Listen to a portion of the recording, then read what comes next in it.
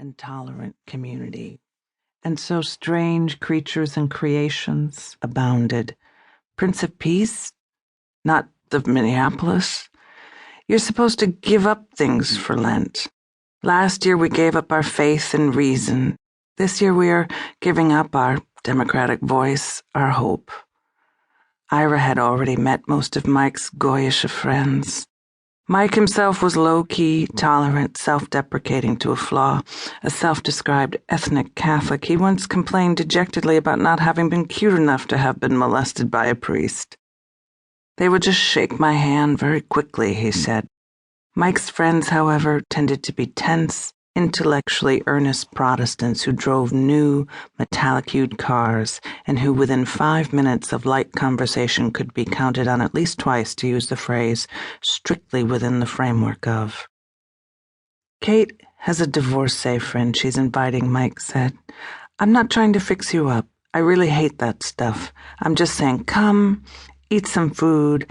It's the start of Easter time and, well, hey, we could use a Jew over here. Mike laughed heartily. Yeah, I'll reenact the whole thing for you, said Ira. He looked at his swollen ring finger again.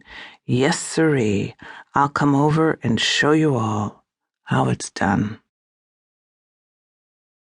Ira's new house, though it was in what his realtor referred to as a lovely pedestrian neighborhood, abutting the streets named after presidents, boasting instead streets named after fishing flies, Caddis, Hendrickson, gold-ribbed Hare's Ear Road, was full of slow drains, leaky burners, stopped-up pipes, and excellent dust for scrawling curse words.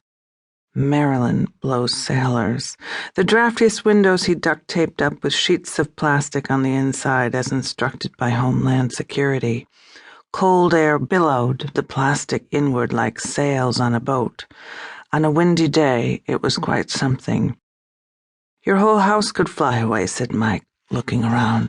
Not really, said Ira, but it is spinning. It's very interesting, actually.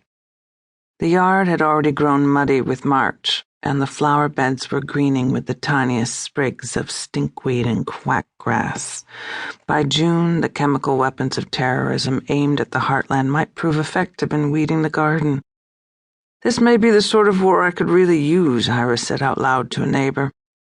Mike and Kate's house, on the other hand, with its perfect lines and friendly fussiness, reeking, he supposed, of historical preservation tax credits, seemed an impossible dream to him, something plucked from a magazine article about childhood memories conjured on a deathbed, something seen through the window by the little match girl.